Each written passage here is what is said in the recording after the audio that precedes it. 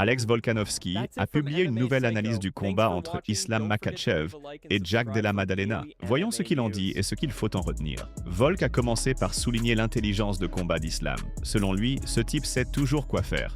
Il réagit instinctivement, parce qu'il a vécu ce genre de situation un nombre incalculable de fois. Son corps s'adapte tout seul. C'est ce qui le rend unique. Le sens de la distance, la précision, le calme. Chez lui, tout vient so naturellement. Mais Volkanovski n'a pas parlé que d'islam. Il a également reconnu le niveau de Jack, notamment son incroyable capacité à créer des scrambles. Il a expliqué que les transitions et les mouvements de Della Maddalena au sol sont remarquables pour un striker.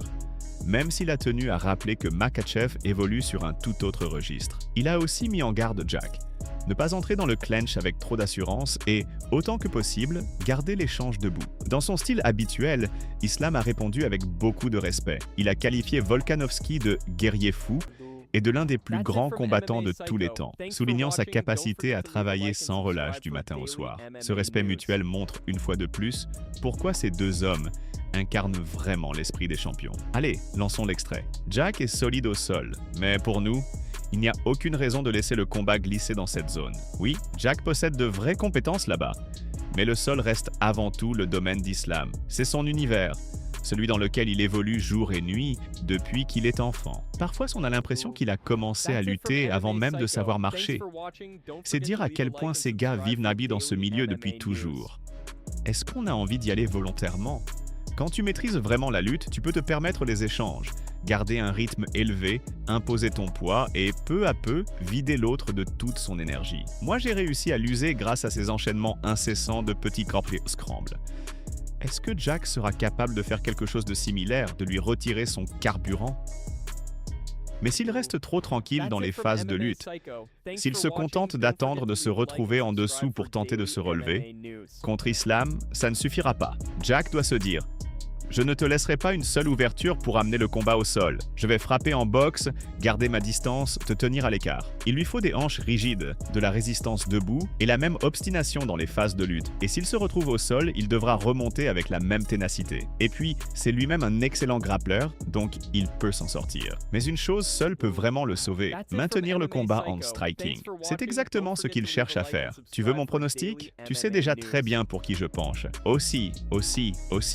L'arbitre Herb Dean a enfin brisé le silence autour du scandale lié à l'éventuelle entrée de l'UFC en bourse et a expliqué ce qui se passe réellement. Invité dans le podcast de Michael Bisping, il a dévoilé plusieurs détails importants sur ce qui se trame en coulisses. Selon Dean, les règles en elles-mêmes ne sont pas si mauvaises. Le vrai souci vient d'ailleurs. Pendant des années, elles ont été appliquées sans vraie cohérence. Mais après ces épisodes tristement célèbres avec les pokes oculaires dans les combats de Tom Aspinall et Waldo Acosta, l'UFC et la commission athlétique revoient dans le règlement sans pause, ligne après ligne. Dean a précisé que les réunions sont encore loin d'être terminées et que d'autres ajustements arrivent. Toute cette saga des doigts dans les yeux n'a fait qu'attiser l'attente autour de la revanche entre Aspinall et Cyril Gane, prévu en janvier ou février de l'an 2026. Les fans se souviennent que leur première rencontre avançait sous haute tension, avant d'être stoppée par cet incident scandaleux. Aujourd'hui, l'anticipation autour du second duel est à son comble. Herb estime également que les combattants doivent être sanctionnés plus sévèrement lorsqu'un POC se produit en pleine action offensive. En général, ces situations arrivent en défense. Mais le cas d'Acosta était différent. Là, le coup est arrivé en attaque. Dean a même confié qu'il avait dit à l'arbitre Mark Smith, qui officiait ce soir-là, qu'il n'aurait jamais dû faire reprendre le combat sans retirer un point. Allez, continuons l'analyse. On entend sans cesse les arbitres dire « avertissement ». Stop, temps mort, avertissement sérieux. En général, ça fonctionne plutôt bien, mais désormais, je pense qu'il y aura un élément supplémentaire. Nous voulons définir plus clairement ce qui doit être considéré comme une faute. Quand un combattant est en action, c'est normal qu'il garde les mains ouvertes pour se protéger. Mais il reste toujours des nuances. Et c'est précisément ces détails que nous voulons préciser. Dans quelle situation des doigts levés deviennent une irrégularité? Il y a plusieurs points que nous devons régler en personne, parce qu'en visioconférence, nous en avons déjà parlé, mais certains aspects nécessitent une discussion directe. Les réunions ne sont donc pas terminées, mais une chose est déjà évidente. Les règles que nous avons déjà seront appliquées de manière beaucoup plus stricte. Elles existent depuis longtemps, simplement elles ne sont pas toujours respectées comme il faut. Il y a aussi un autre aspect. Nous avons l'assistance vidéo. Et si la personne chargée de revoir l'action remarque « j'ai vu qu'il avançait les doigts », Eh bien, ce type de geste sera désormais sanctionné bien plus sévèrement. Je pense que vous verrez plus souvent des retraits de points pour ce genre de faute. Jon Jones est officiellement arrivé à New York, mais ce déplacement ne se résume pas aux interviews et aux apparitions publiques. Plusieurs sources du monde du MMA l'ont signalé, et son ancien partenaire d'entraînement russe, Rostam Khabilov, l'a confirmé. Jones prévoit de passer plusieurs journées d'entraînement très intensives avec Islam Makhachev et Khabib Nurmagomedov avant l'UFC 322. Ce n'est pas la première fois que Jones se rapproche de l'école dagestanaise. Il y a quelques années, il s'était déjà rendu au Daghestan. Visite de salle, séminaires, sessions techniques avec les jeunes. À l'époque, ni Islam ni Khabib ne faisaient partie de cette aventure. Cette fois, selon les insiders, l'équipe de Khabib prévoit d'accueillir Jones directement sur sa propre base. La nouvelle a été confirmée par Rustam Khabilov, ancien partenaire de Jones au sein du gym Jackson Wink,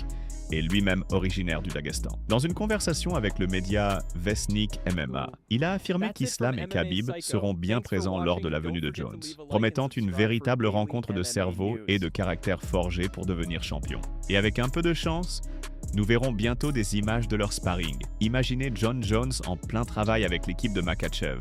Voilà exactement le genre de moment que n'importe quel fan de MMA rêverait de voir. Il existe même un lien plus profond entre ces deux camps que beaucoup ignorent. Javier Mendez, l'entraîneur principal du clan de Khabib, a travaillé avec plusieurs combattants passés par Jackson Wink, la salle même qui a façonné Jon Jones en l'un des plus grands de l'histoire. Passons maintenant à ce que Khabilov a révélé d'autre dans son entretien avec les médias russes. Citation. « Jones est déjà en route pour ici. Nous l'attendons d'un jour à l'autre. Comme vous le savez, nous sommes amis depuis très longtemps.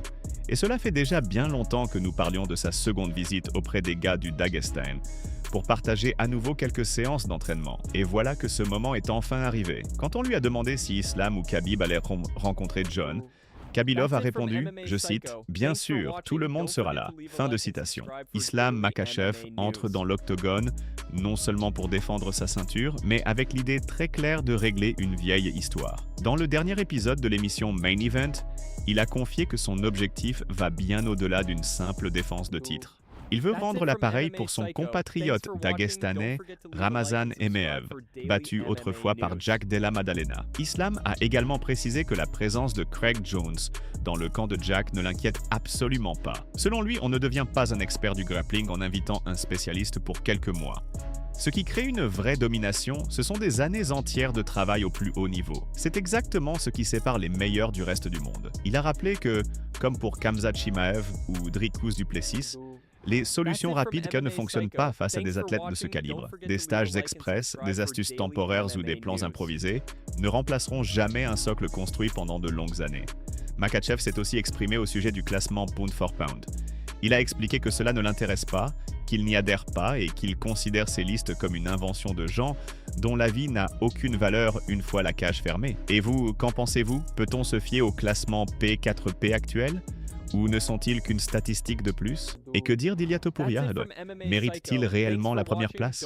Partagez votre avis dans les commentaires. Après son dernier combat, Jack a déclaré qu'il voulait te battre pour venger Alexander Volkanovski. Qu'as-tu pensé en entendant ça? Il essaiera, bien sûr.